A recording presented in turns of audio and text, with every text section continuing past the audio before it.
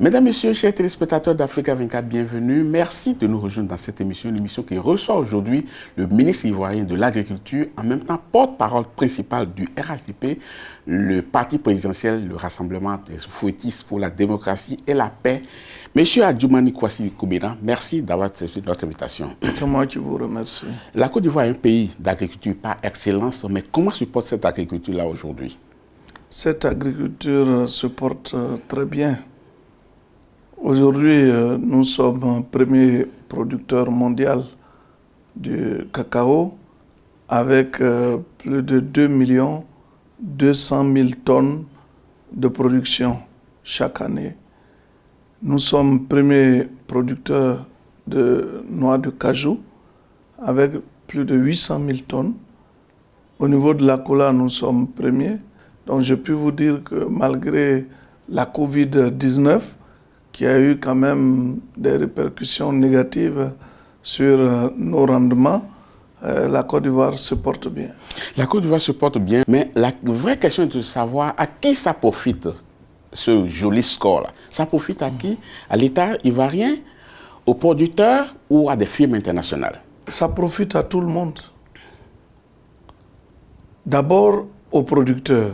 Vous savez, le président Alassane Ouattara a fait faire des réformes au niveau de, par exemple, la filière café-cacao, des réformes au niveau de la filière cajou et d'autres réformes qui sont en train d'être faites dans la perspective d'améliorer les revenus des paysans. Et depuis lors, plus de 60% du prix CAF est reversé aux producteurs. Ça, c'est une volonté politique du président de la République. Mais il arrive souvent que le président aille au-delà des 60%. La preuve, cette année, le kilogramme de cacao est fixé à 1 000 francs.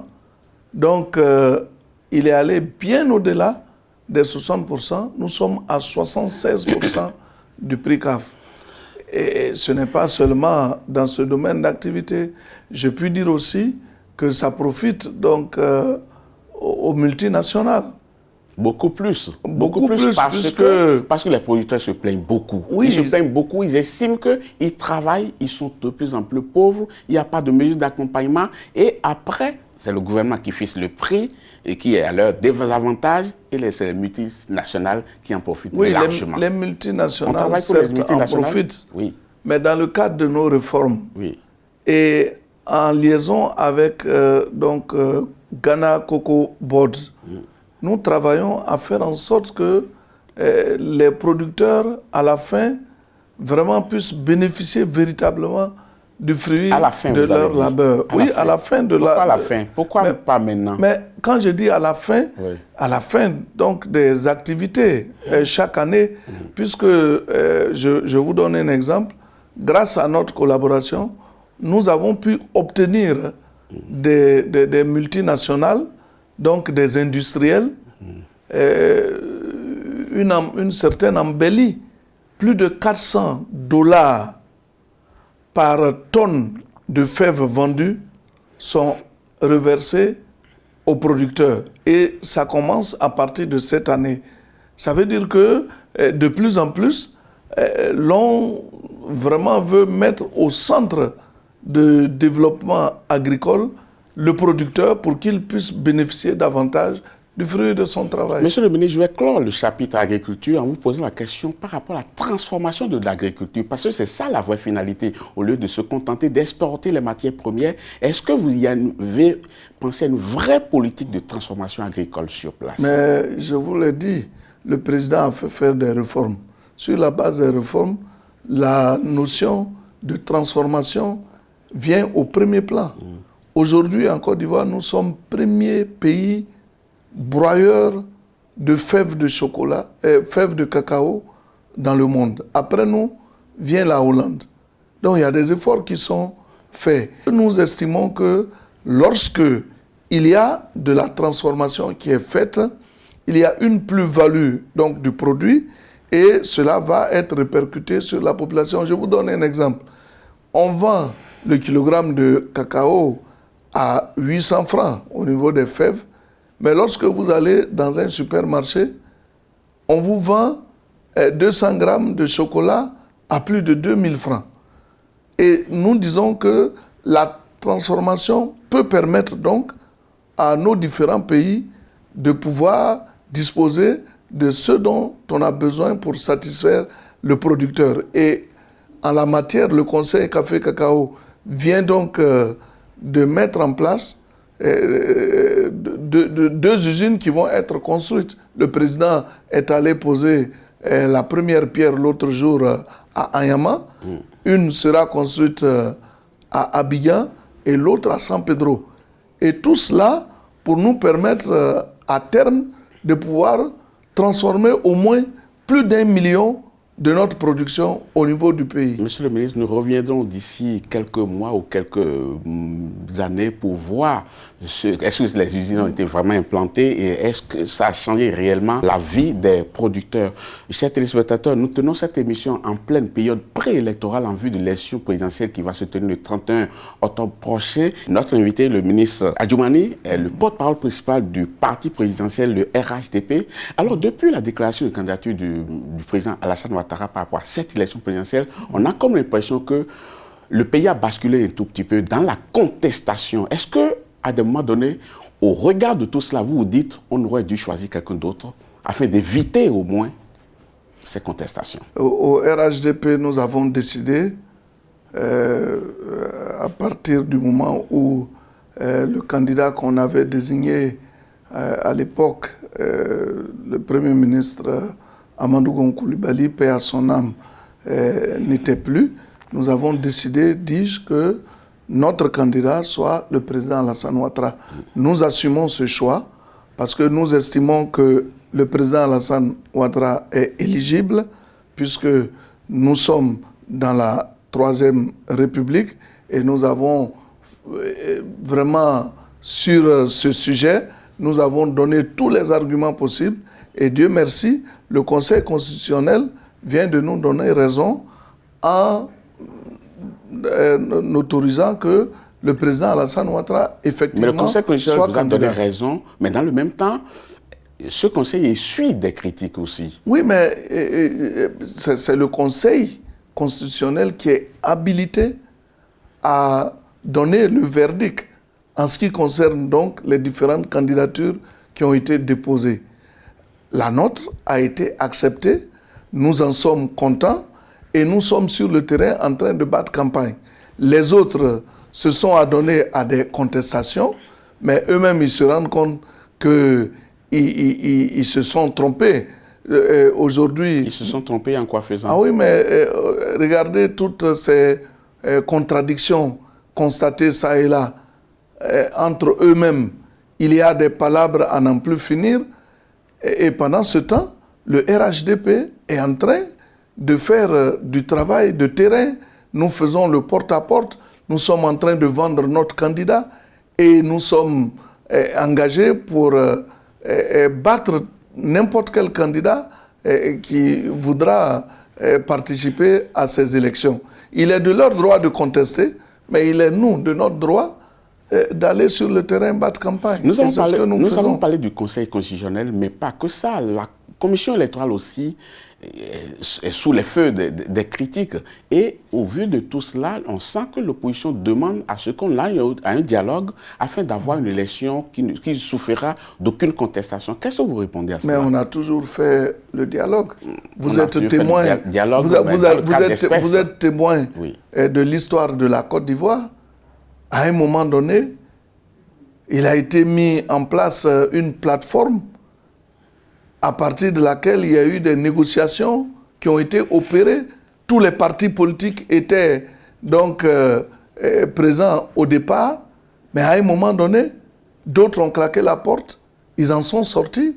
Pour des raisons que vous connaissez aussi. Oui, mais pour des raisons, mais on ne va pas s'éterniser à des revendications qui n'en finissent pas. Et à un moment donné, on a compris que l'opposition voulait nous faire perdre du temps parce qu'en réalité, elle ne veut pas aller à des élections. Mais est-ce qu'on va attendre que tous les desiderata des opposants soient posés ou soient réglés avant d'aller à ces élections? Ceux qui ont voulu vraiment de ces élections, ils ont continué avec nous le dialogue, mais malgré tout, aujourd'hui, je dirais que le parti au pouvoir est minoritaire dans la commission électorale indépendante. Minoritaire, vous avez dit? Minoritaire, parce que nous avons 6 qui viennent donc de la société civile. Au niveau donc des partis, aujourd'hui, l'opposition a 3 membres à 4 membres contre 3. Vous avez intégré les 2 démissionnaires de la dernière fois aussi? Oui, mais c'est eux qui ont démissionné. Ils y étaient. Mais s'ils ont démissionné, on ne peut pas. Mais s'ils ont démissionné, c'est eux qui sont là-bas. Ils ont même dit qu'ils ont suspendu de façon provisoire. Ils n'ont pas démissionné. Ils ont suspendu. Mais c'est à ce jeu-là, on est en train de... Monsieur Adjoumani, la Cour africaine des droits de l'homme a demandé à ce que l'on réintègre la candidature de Guillaume Soro et de Laurent Gbagbo. Quel répond l'État ivoirien? Parce qu'on n'a pas encore vu de grands gestes de ce côté. Est-ce que quelque chose est encore possible? Sur quoi mise le RHDP pour pouvoir gagner ces élections? Ça fait partie des choses que nous allons voir dans la suite de cette émission. Mais avant, nous allons marquer une pause. Chers téléspectateurs, ne partez pas. On marque une courte pause et on vous retrouve dans quelques instants. Nous sommes de retour sur le plateau d'Africa 24 pour la suite de cette émission qui reçoit aujourd'hui le ministre ivoirien de l'Agriculture, M. Kobena Kwasi Adjoumani, est notre invité. Merci d'être toujours à notre compagnie. Alors, avant la pause, je disais que la Cour africaine des droits de l'homme et des peuples a demandé à ce que l'on réintègre sur la liste électorale Laurent Gbagbo et Guillaume Soro et que l'on considère leur candidature. Alors, qu'est-ce que vous répondez à cela? Je crois que là-dessus, le gouvernement a déjà parlé, donc il ne me revient pas d'en parler ici. Ce qui est sûr, ce qu'il faut retenir, c'est que la Cour internationale des droits de l'homme fait de la politique. Ah bon? Ah oui, il fait mais de la comment, politique. En quoi faisant? Alors, en quoi faisant? En disant... En rendant des arrêts qui ne vous sont pas favorables, ça veut dire qui ne relèvent pas du droit. Ah bon? Carrément? Oui, carrément. Est-ce que ce n'est pas cette position-là qui fait dire à de nombre de personnes que vous préférez écarter les candidats potentiels qui vont vous faire de l'ombre afin de pouvoir rester entre vous et pouvoir gagner? La commission électorale indépendante a reçu toutes les candidatures, les a déférées au Conseil constitutionnel qui a fait une analyse et qui a donné son verdict. Donc le verdict a été donné. Moi, je ne suis pas un homme de droit. Je ne suis pas non plus un constitutionnaliste. Je m'en tiens au verdict qui a été donné. Voilà. On entend ça et là que des doutes subsistent par rapport à la tenue réelle de l'élection le 31 octobre prochain. On a Guillaume Soro qui a dit qu'il n'y aura même pas élection le 31 octobre. On ne sait pas sur quoi il se base. Mais est-ce que vous pouvez nous dire aujourd'hui qu'il n'y a aucun doute sur la tenue réelle de ce scrutin le 31 octobre? La date constitutionnelle prévue pour organiser ces élections, c'est le 31 octobre 2020. Et nous sommes partis pour organiser ces élections le 31 octobre 2020. Soro Guillaume est en dehors de la Côte d'Ivoire. On ne peut pas être à l'extérieur. Il ne connaît même plus les réalités de ce pays pour rêver et faire croire à des opposants qu'il n'y aura pas d'élection. D'ailleurs, je vois que tout le monde s'agrippe à cette déclaration. Les opposants, bien sûr, pour ne pas aller aux élections, parce qu'ils croient en la parole de Soro Guillaume. Mais le même Soro Guillaume, il avait prédit un coup d'État au Burkina Faso. Il a même dit tout ce qu'il ne fallait pas dire, et vous êtes au courant. Les enregistrements sont là pour l'attester. Mais finalement, ceux qu'il a engagés dans ce processus, la plupart sont en prison. Il n'y a pas eu de coup d'État. De toute façon, lui n'est pas en prison. Lui n'est pas ça veut dire qu'il n'est pas mis en cause dans ce dossier. S'il était vraiment mis en cause, il serait en prison comme les autres. Oui, mais si nous voulons être légalistes. Mais il y a eu un mandat d'arrêt international. Vous avez oublié ça? Vous êtes journaliste? Non, ce n'est pas que j'ai oublié. Ce n'est pas que j'ai oublié. Mais c'est pourquoi il n'est pas allé en prison. Donc, c'est pour vous dire que la parole de Soro Guillaume n'est pas une parole qui vient de Dieu. Un des chantiers phares pour le président Alassane Ouattara, c'est la réconciliation. Et aujourd'hui, au vu de tout ce qui se passe, de certaines candidatures qui ne sont validées, de la commission électorale qui est contestée, la Cour constitutionnelle qui essuie quelques critiques aussi, est-ce qu'on ne peut pas tirer comme conclusion là que sur le chantier de la réconciliation, il reste encore beaucoup à faire? Bon, c'est vous qui le dites. Vous savez, quand les gens parlent de réconciliation, souvent, nous, on est surpris. Il n'y a jamais eu il n'y a pas de conflit entre les populations. Tout le monde va à ses occupations. Mais comment on peut dire qu'il y a un problème de réconciliation en Côte d'Ivoire? Ce sont les hommes politiques qui doivent se réconcilier. Sinon, la Côte d'Ivoire est réconciliée depuis longtemps. Donc les populations sont réconciliées, c'est les hommes politiques qui ne le sont pas. Les populations sont réconciliées, vous allez partout, mais les hommes politiques ne peuvent pas se réconcilier parce que chacun veut accéder au pouvoir. Alors, de quelle réconciliation me parlez-vous? Évidemment, Bédié a décidé de ne plus parler à Alassane Ouattara. Ça, ce sont des problèmes politiques. Mais qu'est-ce qu'on peut faire si quelqu'un refuse de parler à son frère? Qu'est-ce qu'on peut faire quand Afin Guessan tient des propos discourtois à l'endroit du président de la République? Mais qu'est-ce qu'on peut faire? C'est eux qui sont opposés, ils sont opposés les uns. Sinon, la Côte d'Ivoire est réconciliée. Vous êtes porte-parole principale du RHDP, qui constitue la machine électorale du candidat Alassane Ouattara. Alors, que pèse le parti aujourd'hui par rapport à l'effort qui a été fait de créer un parti unifié qui a regroupé tout au départ pas mal de formations politiques qui aujourd'hui ne le sont plus vraiment? Et vous en êtes une belle illustration. Mais en matière de mobilisation, oui. Vous-même vous voyez, quand le RHDP a décidé de faire l'investiture de son candidat, mais tout plateau était plein. Le stade... Ce n'est pas un bon indicateur, ça. Hein? Ah oui, mais le stade était plein à craquer. Oui, mais ça, c'est pas un bon indicateur. Aujourd'hui, nous avons plus de 200... comment on appelle ça? Au niveau des députés, nous avons 155 députés.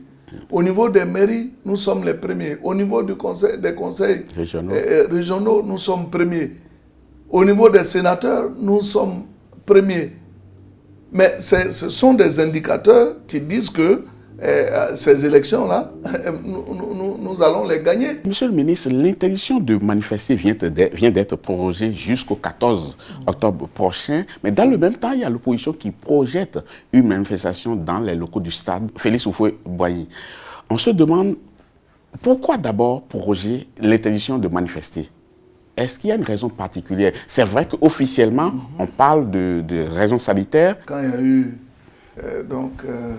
l'annonce des candidats retenus pour aller à ces élections, oui. Vous avez vu que certains opposants ont lancé des appels à l'insurrection. Si bien que des jeunes sont sortis, qui ont procédé par des casses, qui ont barré des routes, qui ont brûlé du bitume, qui ont cassé des bus et autres, tout ça. Et cela a amené le gouvernement, indépendamment de l'épidémie que vous connaissez, mais le gouvernement a pris des décisions pour que pareille chose ne se répète et donc a pris des décisions qui d'ailleurs, ont chaque fois été prorogées. C'est le cas actuellement, mais on demande à ceux qui veulent manifester de le faire dans des enceintes closes. Et c'est ce qui se fait. Si vous voulez manifester, si c'est dans un stade, c'est un endroit clos, il n'y a pas de problème. Si c'est dehors, alors cela est interdit. Donc je suppose qu'ils viennent pour faire leur manifestation. Le 10 octobre prochain. Oui, le gouvernement a autorisé que cette manifestation se fasse, puisque ce sont des partis politiques. Mais qu'est-ce que cela aura signifié pour vous si vraiment il y a du monde le 10 octobre prochain qui déferle au stade Félix Houphouët-Boigny?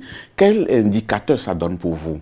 Non, s'ils viennent... Si la mobilisation elle est forte. Nous avons déjà mobilisé nos militants. Lorsque le RHDP lève le doigt, tout le monde sort. Tous ces militants et sympathisants sortent. Donc, des partis qui se retrouvent pour lancer un appel à leurs militants de venir manifester dans un stade, c'est tout à fait normal. Mais ce qui nous gêne, ce sont les déclarations de Djikaoué qui dit que lorsque les militants de l'opposition viendront au stade, ils y resteront jusqu'à ce que le président Alassane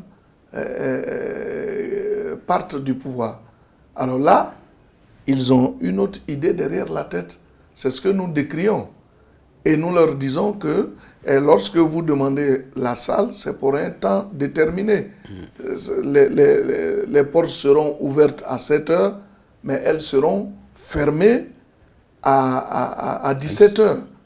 Si, au-delà de 17 heures, vous restez dans le stade, ça veut dire que vous êtes hors la loi.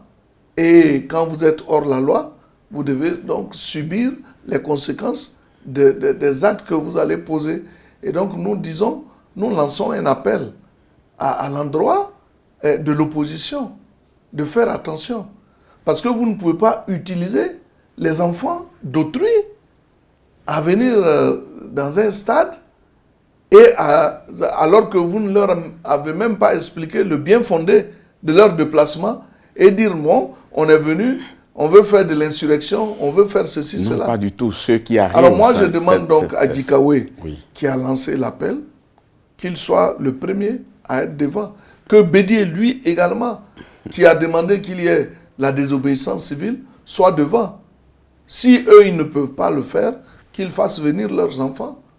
Hein, comme ça, quand les gens vont voir leurs enfants... Mais ça va changer quoi, concrètement? Ah oui, ben vous ne pouvez pas demander aux enfants des autres de venir... Mais si les enfants des autres adhèrent à leur appel, adhèrent à leur mouvement, à leur idéologie, ils peuvent venir librement. Les enfants... Ou bien vous êtes en train de craindre quelque chose par rapport à cela, de craindre qu'il y ait un déferlement humain qui puisse vous amener à perdre le contrôle des choses. 10 octobre prochain, on verra ce qui adviendra de cette manifestation et on espère que ça va bien se passer. Monsieur Adjoumani, merci beaucoup d'avoir été de notre pour cette émission.